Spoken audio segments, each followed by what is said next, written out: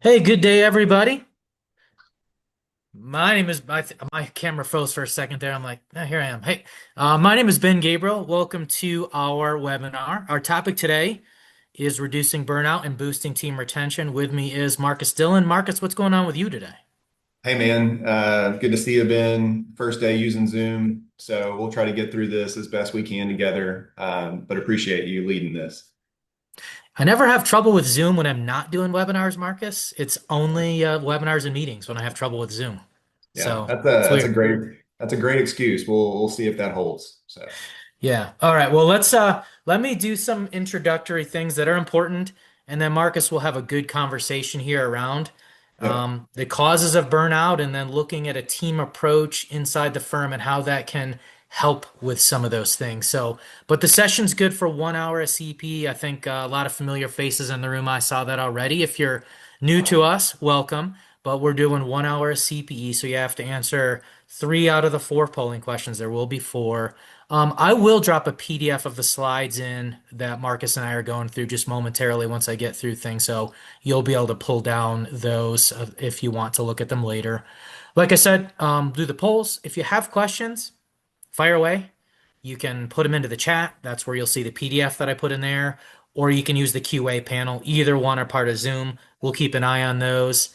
Amy and Leslie on our team are behind the scenes here. So Marcus and I will watch for questions, and Amy and Leslie will as well. And then when we close out, we'll have a survey. So when you close your browser, you'll get prompted with that. So you can tell us how we did, or if you have questions, comments. We do look at those. So please feel free. Marcus, I'm going to keep going here and then I'll turn things over to you to just talk us through the agenda for a second. But here are two main learning objectives, everybody. We'll talk about the benefits of a clearly defined team approach for accounting firm, capacity and efficiency, and then list the individual and specific roles and responsibilities of each member of the team of three. If we know you and you know us, you've probably heard us talk about the team of three. If you're new to us, this will be something new to you that we'll be talking through and we believe is really important. So that's the learning objectives. Marcus, here's just a quick agenda here that we're going to go through. Just want to Yeah. hit these bullets real quick.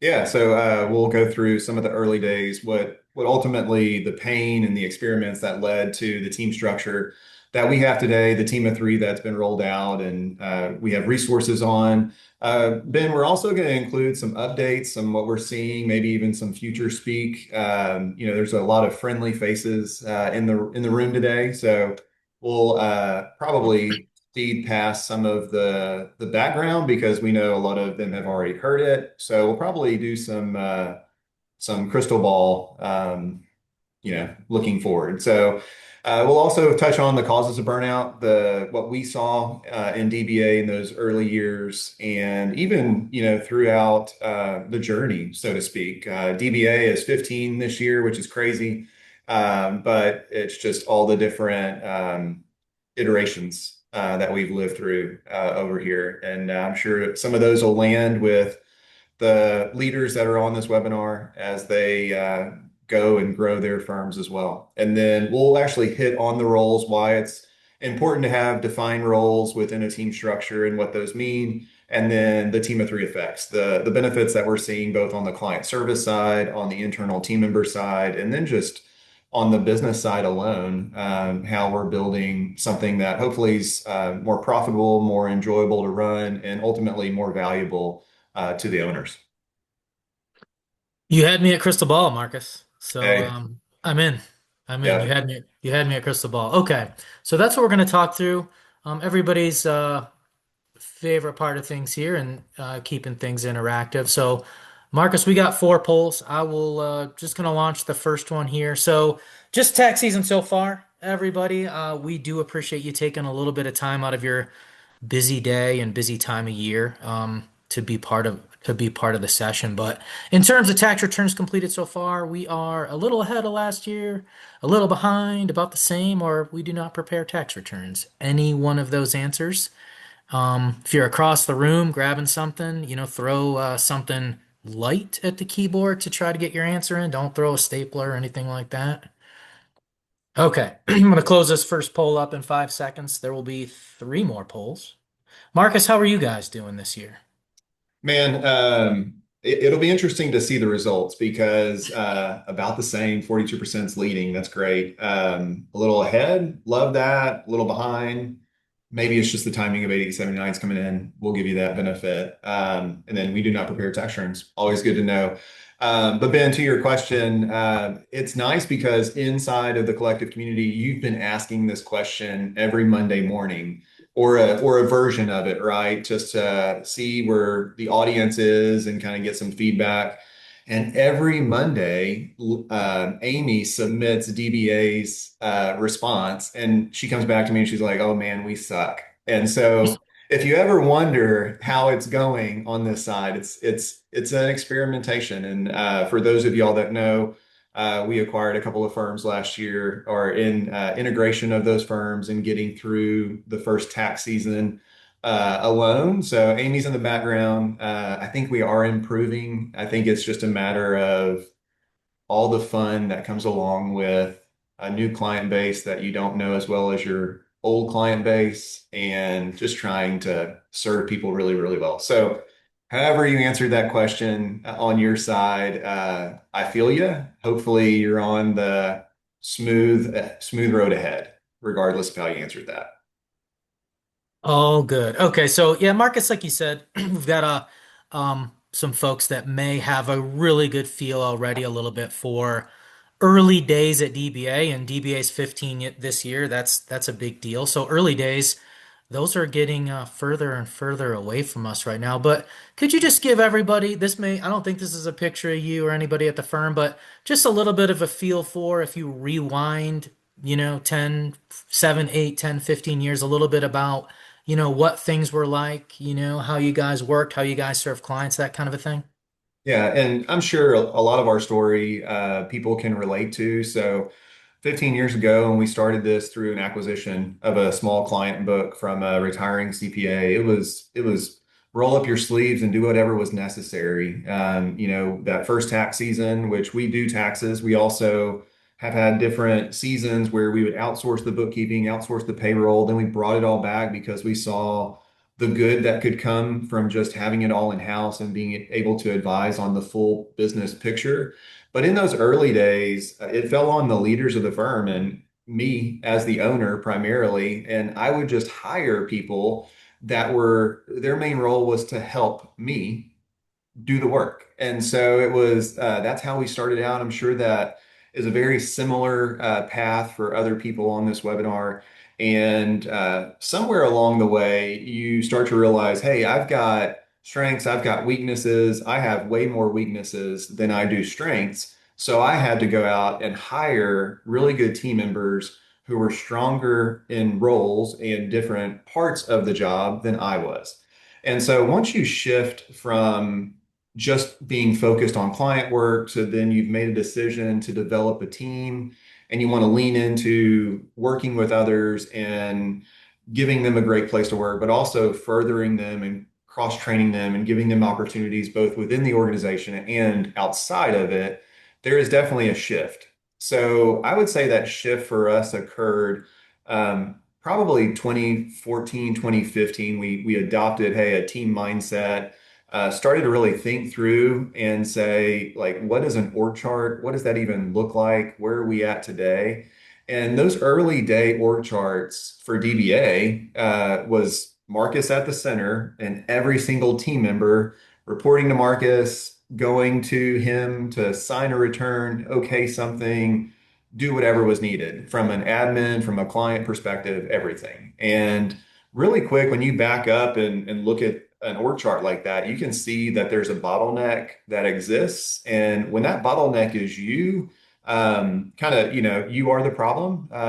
Whoever, wants to put themselves in that scenario. So I realized that I was the problem and that I was delaying great work from going out. I was delaying people from not seeing their full potential as a team member and growing and being able to serve clients.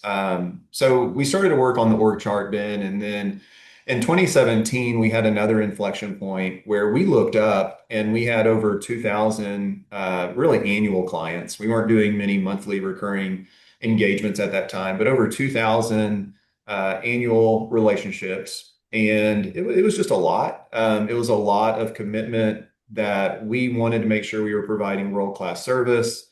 These clients expected us to know every single in and out of their financial and tax position, even though we only saw them and talked to them once a year. So there's just a disconnect in where we wanted to be, what we wanted to build, and where we were going. So in 2017, we started to make some shifts. We were already leaning into the team approach. So after that year, we started to get really serious about building out monthly recurring revenue engagements that a team could do on a consistent basis and not have to deal with so much deadline pressure and compression that comes with the first part of the year with a tax season. You fast forward to where we're at today, and we still have compression. And going back to Amy's comments, like DBA, we are not ahead of the mark or where she would like us to be, and we have improvement that needs to be done, but it's getting better. I would say this year's a little bit different. I'll give us that asterisk. But even the years past, we started just to see a good rhythm in the business because the type of work we were accepting and saying yes to, the type of work we were saying no to, which is really important as well. But the work we were saying yes to, we were doing that through a team approach. It wasn't the bottleneck of the leader. It wasn't everything had to go through a person before it could get delivered.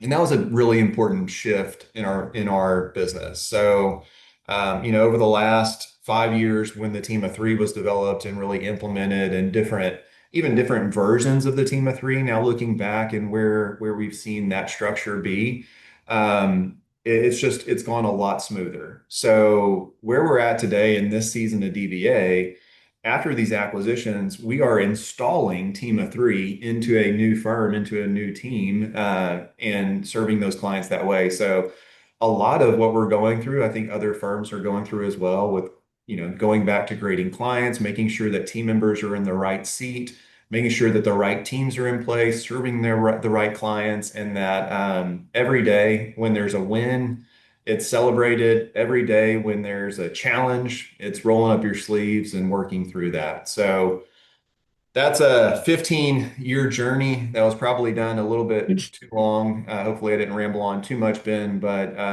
it really was focused around you just had to put in the hours and do the work. And we sacrificed a lot during those years with different priorities, family, faith, everything else that's important to us. It took a second row seat to work most of the year. So with you so far, Marcus, kind of brought us up through today, installing team of three, inside of a new client base, a new set of team members in sacrificing. I heard you say that. So today we're talking about, okay, how can we reduce something that nobody wants to feel, or maybe people have felt? If we can reduce burnout, can that help with team retention? Certainly that's top of mind for all of us. um we pulled this comment. We have some numbers to look at momentarily around burnout and team retention, but here's a comment off of Reddit from an anonymous person in public accounting. I'm okay with burnout at this point. It's an old friend after 20 years in public accounting. The thing that always wrecks me is the hangover post season when I don't know what to do with myself. And I think what we want to say, Marcus, is it should not and it doesn't have to be this way. Yeah. I would say how I coped with it, Ben, is I would plan a purchase or plan a trip, have something to look forward to on the other side when life slowed down. So some people cope with it that way. I'll share a story. We have a niece, Reagan, who works in the accounting technology industry. Some of y'all may know her. She's worked alongside us before. She's got a friend who's at, I think it's Ernst& Young out of Dallas, and her friend is a manager. So she's been there 5 or 6 years, and she works on the audit side. And even this weekend, when we were seeing Reagan and having dinner with her, she was telling us about her friend and how rough her this time of year is still for her friend. So they live in the Dallas area, and Reagan actually has an apartment in the middle of Dallas, in a nice area, actually closer to the EY offices, where her friend works. And that friend ends up staying at Reagan's apartment a few nights a week because the hours are still so brutal. She doesn't have a life outside of Ernst and Young, during this time of year.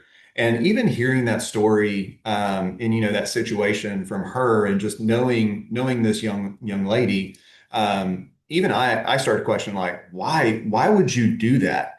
And I think she is to the breaking point where nothing is as important, like this job, these tasks that she's doing aren't important, compared to the other things that she's giving up. So when you think about burnout, and maybe you've been in her situation, I know I've been in that situation before, whether it was when I worked for people or whether it was when we were building DBA in the early years. You really do have to go back to, what am I sacrificing, and what really matters at the end of the day. And once you can answer those questions and set that new trajectory on what is important to you, the decisions on where you spend your time should become clearer. And I think we'll talk a little bit about that today, how we can help people identify maybe what's important and what the right response is, but then also not lose a lot in the turn as well. Do that in a very graceful and manageable way. Yeah, Marcus. So that takes us here, and that story about that young woman, and that comment that burnout is real, but it shouldn't be. It doesn't have to be.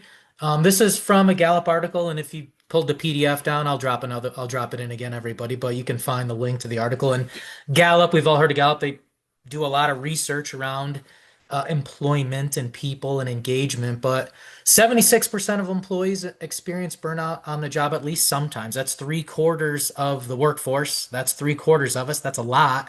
However, 20% say rarely and 4% say never. So, Marcus, if I'm glass half full, what that tells me is no, it doesn't have to be that way. I don't have to experience burnout. I'll push us forward a little bit here, and then I'll come back to you. But talking about the client retention, the a team member employee retention side, we probably could say it's not an earth-shattering statement to say the more burned out people get at a particular place, the lower the employee retention is going to be, and the quicker people may leave or look for something else. But here's some numbers around it. This is from the Society for Human Resource Management. Workers who are burned out are nearly three times more likely to be actively searching for another job than those that did not report being burned out. So maybe an obvious statement, but there's some numbers right there. You're three times more likely to be looking for something else if you're burned out. That's not crazy, is it, Marcus? No, and this is where, Ben, get ready for the ride, because this is where we may go a little bit off script. Yesterday I was talking with a friend who's a leader in a top 20 firm. I think they are number 20, and just getting thoughts on his pulse of the market right now, as far as like where firms are at, and what he's kind of helping drive there at that larger firm. And he shared, what the top 100 firms they look at and they learn from the Big Four. And the fact that PwC has laid off so many people, and the fact that they've even laid off their HR departments, their on-campus recruiting, has been decimated through layoffs.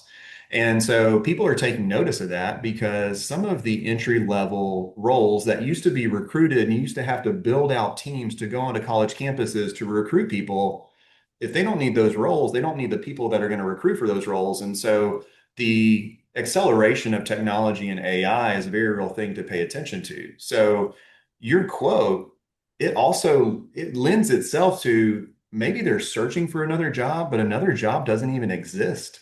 And so you may end up with not only this burned out person who, if they could go find another job and be healthier, like, great, like, go do that.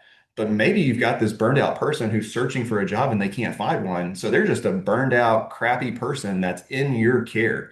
And so I think that's another thing to just watch for these days, because the job market isn't what it was. I think, in accounting, we used to always say the pipeline and worry about what the future of the team members look like. Now we're talking about what AI and technology, what roles it's going to replace or supplement enough to where we can reduce headcount. So all of that to say, like, maybe they're looking for a job. Maybe that's a good scenario compared to maybe you just have somebody that it's so heavy, the job market, and they feel stuck and they're burned out and they're just spinning their wheels in your business. And so the way that we can help those people is by giving them a better environment, giving them better goals, giving them something to reach for. So I think solving some of that today is a new challenge that maybe we didn't have the past 5 years. Yeah, I definitely don't think we had, the AI challenge 5 years ago, Marcus. Maybe 2 years ago, maybe 1 year ago. Obviously it's here. So good perspective. So not sure why those bullet point numbers are so small. Maybe that's a new thing with PowerPoint here, but back to Gallup, This everybody. is also this is also a vision test, Ben. You're helping people on multiple fronts today. Should I be? Yeah, there we go. It's better now. So here are, according to Gallup, Marcus, the five main causes of burnout. So, depending on anyone's own personal past experience, situation, whatever it is, everybody's different, certainly, and people feel things differently. But and I'll go through these fairly quickly and comment on them however you like. Unfair treatment at work. This is a situation where someone is feeling like they're being treated poorly. There's favoritism in the office, there's bias in the office, something like that. For me, Marcus, if that situation exists, that might not even hit with burnout. That might just be the situation where I'm gone. Like if a situation like that exists. So, but then we have unmanageable workload. I'm at the point where I have so much to do, I feel like I can't get it done. And work hours are a component of this. If you look at that article, everybody, I think Gallup is saying that once you exceed, 50 hours per week on average, burnout can begin to escalate. Once you hit 60 hours on average, it can really start to escalate. But, and this is a but, how people experience their workload is even more important. So I think, Marcus, my takeaway out of that is yes, an unmanageable workload is an unmanageable workload, but it's not just hours. It's not just hours, right? It's more than that. And let me hit the other three, and then I'll come back to you. And these, I think, as we start to get into the team approach to things, if there's a lack of clarity there and from my manager who may be helping me understand what my job is, what my responsibilities are, if I'm not sure of those things, that can lead to burnout. Lack of support from my manager leads to burnout. I want to feel that my manager, the leader there who I work with, report to, that they're in my corner. They're supporting me. And then finally, unreasonable time pressure, just having that pressure on you. Those are the five main causes of burnout, Marcus, according to Gallup and their research. I think they're hitting, right. So hopefully people are pulling out their cell phone or screenshotting this because I don't think that's a surprise to me. And I think in accounting we're guilty of that unfair treatment at work. We want to assume that we're all nice people and that we're pleasant to be around. But unfair treatment at work may be that you load up the best employee with the most work. And so maybe that is the unfair treatment at work because they are so good at their job that you just load them up. And so sometimes you do have to assess work. Whenever we get into the team aspect, we'll talk about that a little bit in capacity. But we've seen that time and time again. And going back to Reagan's friend, the reason why she's probably working all those hours and getting, moved from this, her main client, to then helping out, push through and complete these other audits is because she's good. And if she wasn't good, she wouldn't have full capacity. And so be good to your good people and don't burn them out, because I think that's what we have the tendency to do as firm leaders. And it even starts at the sales process. We accept work that only our best people can do. And I know we've been guilty of that at DBA. And Leslie, who's on the call, she helps keep us accountable. And so we have to accept work that our team can do, our weakest team member can do, because we want to make sure that that is, evenly dispersed across the team. So if you're still accepting clients that only you can work on because you have the knowledge of WIP or inventory or whatever that more complex situation could be, it's going to always revolve around you, or you're always going to be looking for that unicorn of a team member who can take work off your plate. So I think those are the things that we see, Ben. The other part in all of this is, where can you immediately create an impact today? And communication, I just zoom in on that. And even if you've been a crappy communicator all the way up until this point, like, you've set a low baseline. Congratulations. So anything you do today and in the future is improvement. And just checking in with your team, which I'll use Leslie as an example. She's such a great example to learn from. Having set meetings with your team, either one-on-one and having those recurring. We do that within DBA to where it's just a touch point. You're learning that person, what's going on in their life, what's going on in their work life, just to make sure that they're healthy and okay. Obviously, then you can take that one step further and actually have meetings with the team. So we have team of three meetings, and then we have pod meetings within DBA, so that we can just overall assess the health, know what's going on with clients within this team, what's going on overall within the pod, just to make sure that it is healthy. And we're not meeting just to meet for the sake of that. It does have to be a fruitful and very real thing. So knowing that communication, knowing where someone's at, Leslie does a great job. I try to as well, as far as like when you see someone approaching that overwork stage, like, how can I help? Can I roll up my sleeves and take this off of your plate and kind of knock it out this month so you can focus on that other project that you're stressing out about? So I think definitely developing that team approach. And then time pressure. We are all in it right now. I'm so excited we could have people join us today, which March 25th. We're in the middle of it, right? And so, from a tax season standpoint, there's a lot of things that can be, done within this hour. So hopefully you're eating, hopefully you're multitasking, get an hour of CPE, and Ben and I can add some comic relief to your day. But unreasonable time pressure, we put that on ourselves, and I think the overachievers do that. And what you can do right now when you look at unreasonable time pressure for your whole firm is just look at where you're at and what the next 3 to 4 weeks could be. And so setting the cutoff date for client, intake is a very real thing. Hopefully you're past that date. Now, if you're past it, it's actually holding yourself accountable to what that cutoff date means and doing that for your team, not just for you or your firm. And the next thing would just be planning out what the next few weeks would look like as far as work going out, setting a realistic time pressure that can be met. So if you call this a sprint season, hopefully after your sprint is done, your people can actually take some rest and do a jog or a walk versus always sprinting. And that's another point, Ben. We hired a great team member from a very large $250 million firm last year. And what he was saying during the interview process is, it's always a sprint.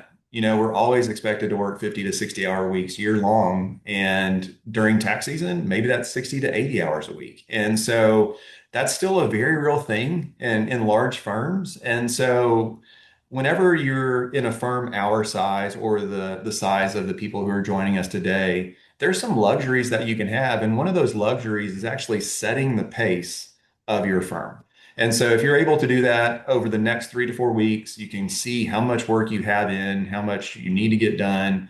I would encourage you to take 30 minutes to an hour and try to figure that out, and then communicate it with your team, because that will matter a lot. That will give people peace of mind to kind of get out of the funk if they are feeling burned out, and actually see a finish line ahead in the next 3 to 4 weeks. Yeah, Marcus, helping people see that finish line, breaking things out into manageable chunks. That's obviously you're talking the language of the folks in the room that are where you are. Some folks aren't doing tax work in the office here, but just maybe taking half a step back here. Certainly, it's March 25th. We know that where we are now. Before we get into talking about the team of three, and we're about halfway through our time today, some challenges that we laid out, and some of these probably go right back and speak to some of those causes of burnout. We've got capacity, internal communication, client expectations and service, and then pricing. Can you just briefly kind of hit each of these four challenges? Yeah, so the capacity piece, that was easy to see whenever we hit that inflection point in 2017 with those 2,000 annual clients. And just knowing that we didn't have the team that was set up for success to serve all of those clients, we were operating in silos. So we had a tax team, we had a bookkeeping team, we had partners who would give off the cuff advice, right, based on their knowledge of the situation. But other than that, like capacity was a very real thing, and we couldn't judge what was going to come in the door and who needed to work extra to get there. It was just whatever was in, you gotta put in the hours to get it out. So that is not a life that I wanted. And so we had to make some changes after 2017, 2018. And what I'll say is, I own the firm, and if I didn't want to do it, a team member who had no ownership or no skin in the game, they definitely didn't want to do it. So it's one of those that capacity was a very real thing. So internal communication, I mentioned the silos, and we had some failures in those silos, and that's where the teams weren't able to communicate the full client service and serve that client really well, and mistakes were made. We learned through those mistakes and experimented, and that ultimately led to the team of three approach, because it could be something as easy as, hey, we made an S election on this client and worked through it all year long, and now they're set up this way. And then another team member not connected to the client throughout the year picks up a 1040, knocks it out, and forgets the W-2 that you pulled from another payroll program. So stuff like that hopefully we made that mistake for the people in this room, and y'all don't have to make that mistake and look, like somebody that made one to a client. So good internal communication all just goes back to, you want to do great client service, have those client expectations be met, because when we had 2,000 clients, we weren't doing that. And everybody thought, we were their special CPA that had all the answers and knew them so intimately, but we didn't have the time to spend with them. And that last point, Ben, pricing. So if someone does want you to intimately know all of their financial picture and be able to give that advice, the value has to match the price. And the way that we saw for that was recurring engagements where we were serving those clients monthly. And as a team, we were meeting together in our hallways, or our teams rooms or Zoom rooms or whatever you want to say these days, to cross collaborate and make sure that the client was receiving benefit regardless if the client was in the room. And so you see so much of that external disconnect whenever a client has an external bookkeeper, and then they have an external CPA, and maybe they have an external business coach or advisor or fractional CFO, and all three or four of those people work for different organizations. And I guarantee those professionals aren't meeting without the client in the room to benefit the client. And so that's kind of why we brought it all together in the team of three. And because of that, the budget that was needed, we actually had to price appropriately. And so, we had to make sure that we were being good stewards of the relationships that we had. We had to make sure that we were providing budget for great team members. And with that, we just had to establish some base pricing. And that was very necessary for us. Okay, Marcus. So I'll pick right up there. So we've established some base pricing. If you're the owner, if you're the one that's really the gatekeeper there to new clients coming in the door, now we're moving into, okay, what does it look like to have a team approach in terms of how we're going to support that next new client that comes in the door, and obviously all the clients that we're continuing to work with. And that's where we move into the idea of a team approach here, and specifically in our case, a team of three. And just in the back of your mind, Marcus, everybody, we're thinking, okay, what are the things that do cause people to burn out? There's bias, there's favoritism, maybe there's loading up a key team member, overloading that person, but there's that unmanageable workload. And then there's that lack of support, Marcus, that they may get from their manager, or I like to think from the people that are around them as well. So here is the team of three. This is a high level, going to the details real fast here, but a structure for accounting firms that allows teams to offer high value, year round accounting and advisory service without mandatory overtime.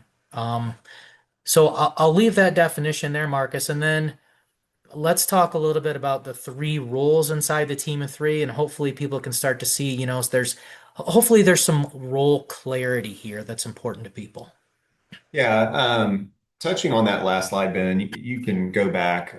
Yeah. What's really important is that balance. So burnout all the way up into this point has just for us been you got to put the hours in to do the work. And it could be you're burning out because you're spinning your wheels and you're going home 8 to 5, and that's a great life. But during that time at the office, that wasn't our story. Our story was really coming. Burnout was directly related to just the amount of hours and the amount of work that someone had to solve for. So, without mandatory overtime, DBA, we started implementing, we cut out weekends and Saturday work for the team. We started implementing a Flex Friday after tax season. And then the goal was, hey, let's have this Flex Friday where for us, that's a 4 hour Friday. Let's have that be consistent all year long. We were able to achieve that a couple years back and have kept it going. So, and then the last piece is just that no mandatory overtime. So, not to say you're not going to work extra, maybe to get a project out, but it'll all work out as far as your hours. You're not going to consistently be, to that example, 50-hour weeks all year long. You may hit 45 one week, and then the next week you're back at 36. But just because of the timing and how that falls. And the type of work is really important as we get into that here in a bit, where once you start serving monthly clients that expect financials by the 15th and a high level of customer service, what we saw and had to solve for, once you start doing that, and then you have a lot of annual tax clients also come in over top of those clients at a certain point of the year, then maybe you're forced to set that client work aside and not continue great client service, which we've seen that. We've seen where the people that take priority are the loudest, most obnoxious people because you're just trying to solve for the pain that comes with hearing their complaints and get them out. And in doing so, you sacrifice your best clients who are spending money with you throughout the year every month. So there's just a variety of things that mandatory overtime. Fast forward to where we're at 15 years later of DBA and 5 years after Team of Three really embracing the defined role structure. Um, we had multiple client controllers take spring break this year, and what that looks like, people still maybe had their laptops with them to just have the ability to log in, but they were skiing, they were visiting with family, they were doing what was necessary and priority in their life. And having a spring break, that was not something that I thought was possible the first 10 years of DBA. And so even though we didn't go on spring break this year because our daughters are in different colleges that where the spring breaks don't line up, so we didn't want to take one and not the other. It's a very real thing for people throughout our organization. And so we just celebrate that. And that the fact that they can either take a long weekend or a spring break is something that we know is important to everybody, regardless if you're in accounting or some other profession. So that mandatory overtime is the direct result of having great team structure, having defined roles, and then assigning those teams to work on consistent clients throughout the year. So moving ahead, Ben, I think a lot of people on this call, they know the team of three and the roles, and we're sharing what DBA, what ours is. You can change this a little bit in and out. If you don't do tax, obviously a client controller isn't going to be focused on any of the compliance. They're going to be just financial statement close and processes and things of that nature. But this is a true model of what we're running today and what people can take and make it their own for their own firm. So client service manager, that is what most people would call an accountant or a bookkeeper. And when we hire for these roles, we actually have to go back to the typical language that is used, because if you go post a job opening for a client service manager, you are going to get all kind of applicants who don't have the experience you need. And the same for a client controller. If you go post a job posting for a client controller and you wanted someone with tax experience, it's better just to hire for a tax manager that also has done accounting in the past. So just a pro tip there. But these are the roles. As you can see, we defined the role first, and then we defined the tasks that are done by each role. And I know some firms still like to have a payroll, payroll department or a payroll person. The reason why we landed on this was in case that one person who only did that one task for all of the firm's clients, like payroll, what happens when they go out on maternity or when they take a spring break or whenever they just don't show up one day? We wanted to make sure that we did have redundancy and consistency in processes. So that's why we started shifting away from the one person equals the one authority in the firm. And we did this more as a team approach. Now, the way that we supplemented and made sure that we still had a quality and excellence team throughout is we do have subject matter experts. So we do have a subject matter expert on the team, a CSM who is paying attention to payroll updates. They're working with ADP and actually reading all of those great emails that you get from ADP. And so if somebody on the team has a payroll question, they can go to that payroll subject matter expert, but that payroll subject matter expert is not solving everybody's problem. They're just the first point of contact to go help them find a solution. And they're definitely not running payroll for every client in the firm. So that's kind of how we've approached the role and the specific tasks that are done by each role. And the other way that we thought about this is the client service manager is in charge of the present. They are working with the client throughout their ongoing just needs. They're in the QBO file, whether it's biweekly or multiple times per month. The client controller, they're in charge of the past. So they're typically issuing the previous month's financials. They're obviously speaking to the previous year's tax returns. So it's real easy to see the past be part of their main role. And then that client CFO, that's the advisor that's helping that business owner think about their future. And so if you think about it in the terms of past, present, and future, we try to encompass all of those whenever we serve a client. And this is the team that does that. But let's then, Marcus, let's just zoom out a little bit then. You talked a little bit about the role specific. Let's zoom a little bit out a little bit and look at that team approach at a higher level. Yeah, so I think this is also where we'll go off script a little bit because people do know this figure, and they do know everything as far as some of our basic stories. So this on paper is a pod, and this is what we believe to be a true model. You've got a client CFO who supports two client controllers, and each client controller supports two client service managers. And so within each of these pods, you have different legs of a pod. So a leg is a team of three. So it's made up of a CSM, a controller, and a CFO.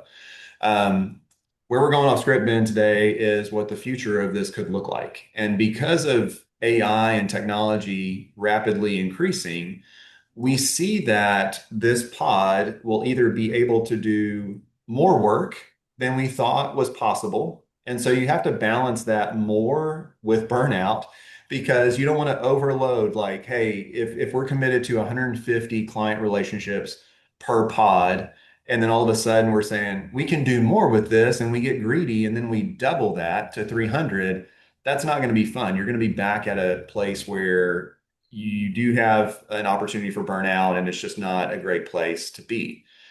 Where we would typically see technology and AI supplementing roles to where maybe you have a client CFO that supports the same amount of work, with 1.5 client controllers. So maybe you have two part-time or one part-time, one full-time, and the same with client service managers.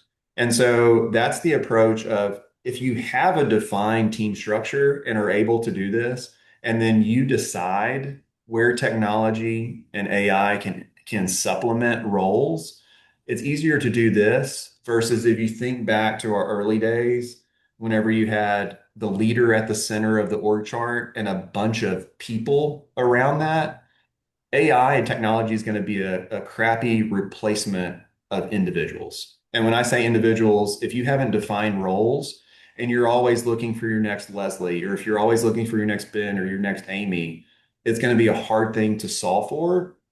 I don't think cloning is legal in the US. Maybe you'll have to go outside the US to do that. I'm not a lawyer, Marcus, so Okay. I'll defer. Okay. Okay. It's a global economy, so who knows? But yeah, like if you're always trying to replace a person, it's going to be a lot harder to do that versus fill gaps in roles. And so this team approach, we don't see it modifying. We still see a client CFO, client controller, a client service manager being that team. But the number of headcount within your firm to get the right amount of work done may look different because of the benefits of AI and technology. And Ben, it's funny. I told you and Amy this. Rachel and I were having breakfast at a restaurant we like this morning with a banker friend. And after the banker left and had to run to his next appointment, as bankers do, um, the guy beside us was like, "Oh, are y'all CPAs? Do you run a firm?" And so we struck up a conversation. And it turned out he's the CEO of a practice management software called Firm 360. And he actually lives in Fort Worth. He was at the hotel and eating at the restaurant. And so struck up a conversation with this person who's in accounting technology because you always just love to hear opinions. And I actually asked Amy this question earlier today. I said, you know, when is the prep stage and the first level of review of a tax return? When is that? When can that be automated? When is that going away? So I've been asking that question not only of Amy but other people in the market because if you have a great intake, if you have great client service on the front end and then you have great delivery on the back end, no client cares how the sausage is made. They don't care typically who's doing what or what's touching it. We've seen that with offshoring and different technologies we already have.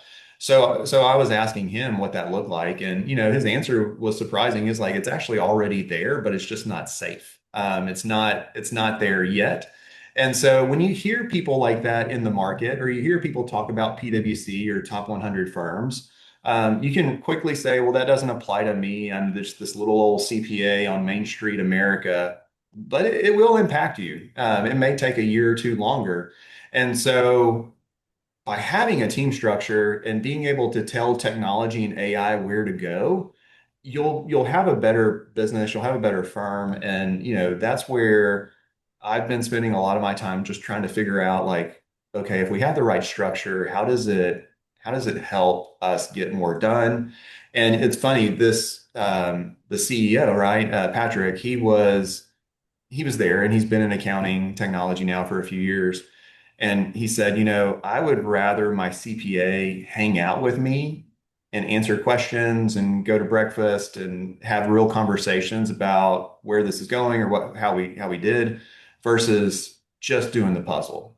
Like their time is so much more valuable than just doing the puzzle. And so this is a guy who leads a accounting technology company saying that out loud. And then probably your clients also are saying that out loud. Before we move on, the last thing in the conversation yesterday with the top 20 firm leader, the question that he's asking his clients, every client is, how are you using AI?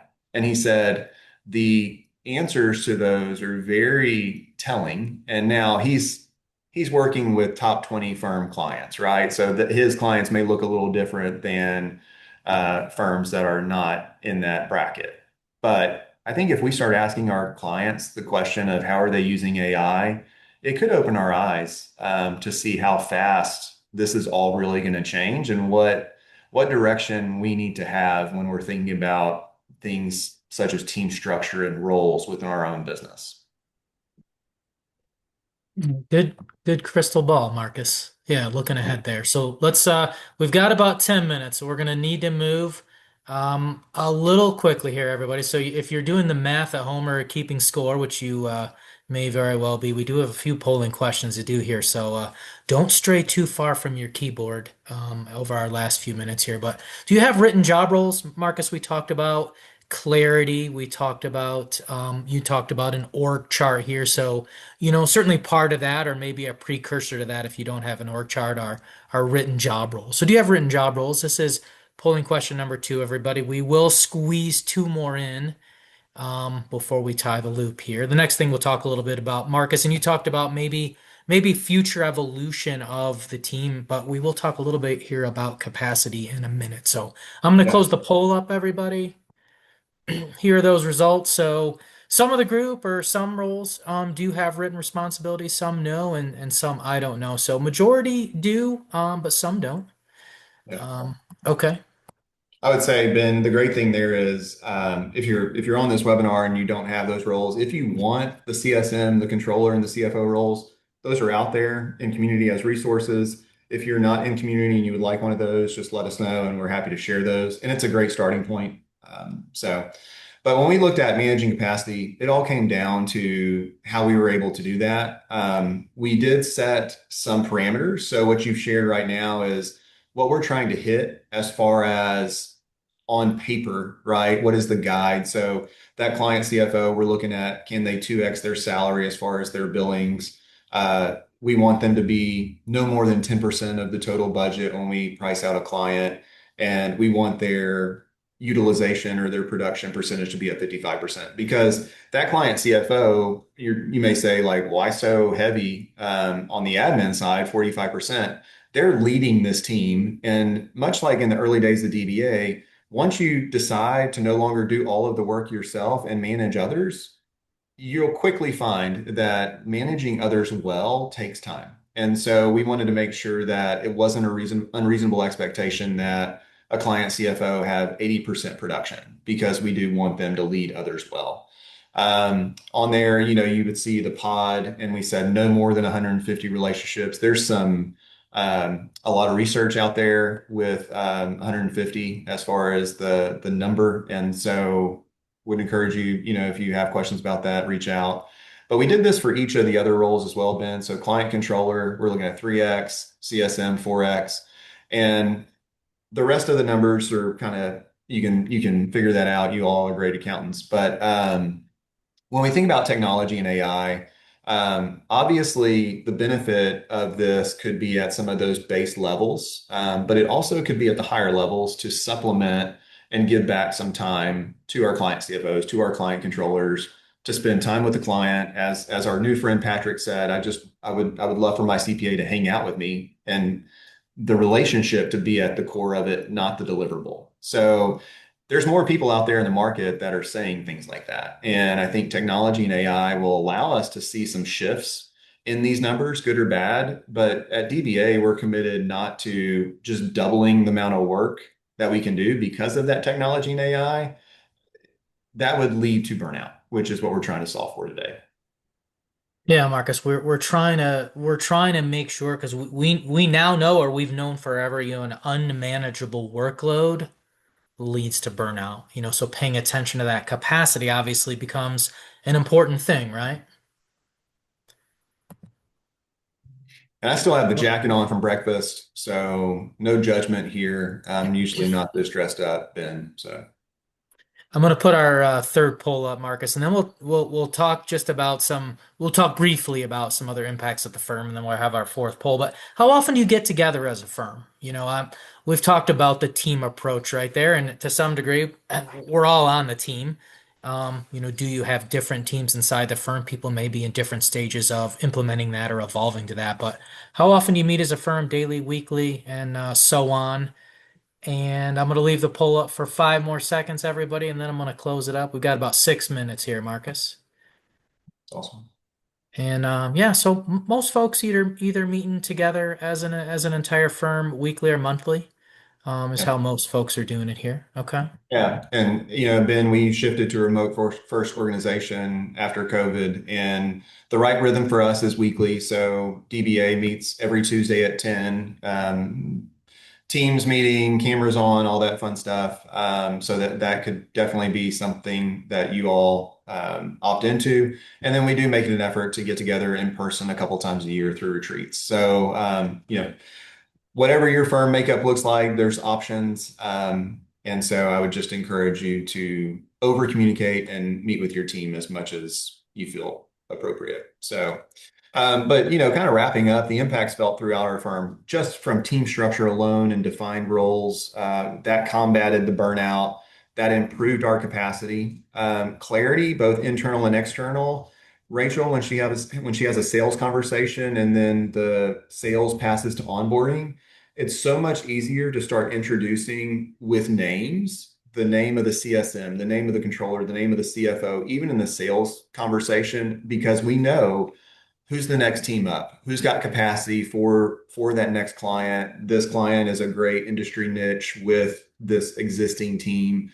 So having clarity externally is just as important as having it internally. And so once you've kind of perfected your teams and they've built up niche specialties, it's something that you can really lean into, and what we've tried to do over the years. We've already talked about over communicating and being able to delegate. We did see that controllers and CFOs love the ability to delegate. What we introduced in 2024 was the client service manager.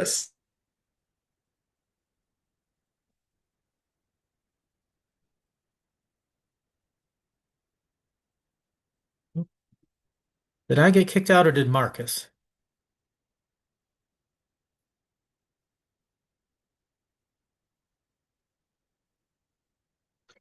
All right, Marcus is frozen. Looks pretty good though. He was talking about introducing the client service manager assistant role, everybody, which is a team member that is not officially on a team of three, but provides support to and work can be delegated to that CSM assistant role. That's something that Marcus was talking about there that the firm introduced in 2024. So I'll take the ball from him here. Hopefully, it's just a little internet hiccup there. He just got kicked out officially. So, ultimately with the team approach, everybody, we're working to fight against an unmanageable workload.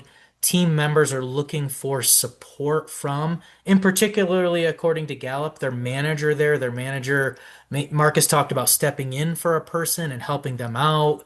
I think about support from the other team members that you can get at the same time.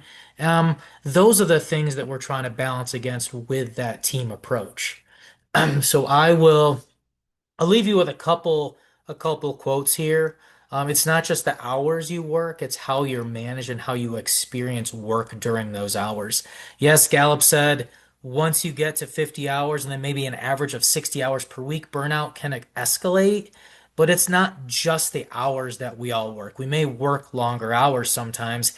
It's that environment that we're a part of as well that contributes to us not getting burned out, that support from the manager, that support from the team members as well. And then here's one final quote here, and this is a really good one from Richard Branson. Clients don't come first, or clients do not come first. Employees come first. And that's a lot about what we talked about today. And, obviously we don't want people to get burned out. And if you take care of your employees, they will take care of the clients. Hey, Marcus, welcome back. Hey man, you gotta Did love when you, internet drops and then you're able to shift to your personal hotspot. So, I thought maybe you just kicked the cord out from the router there. oh yeah. Oh, that'll be in 5 minutes. We'll do that. We'll test it out here.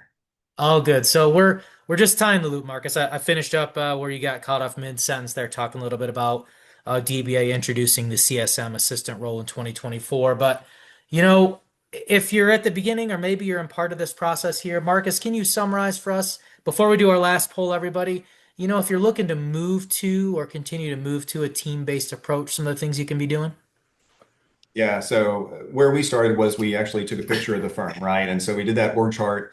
Would highly encourage you to do that and actually spend some time to make sure that what you've built is what you intended to build. And so we saw that we didn't do that with all the bottlenecks that existed within DBA. So after we saw where you're at, we wanted to make improvements. So obviously develop the new roles, the new team structure, and would highly recommend people evaluate their current org chart. And then based on the roles that you want to adopt, start placing people, as we talked about earlier, instead of trying to replace people, start placing those people in roles and then defining what your team could actually look like. And we've got some resources there for folks. So, Ben, I know that's the best way to start. That's the best way to start. Okay, fourth and final poll, everybody, and then you will be off to the races here. Do you do a firm retreat? Marcus, I think you mentioned this here. Does your firm to get you? Maybe you're a virtual firm, maybe you're a hybrid firm.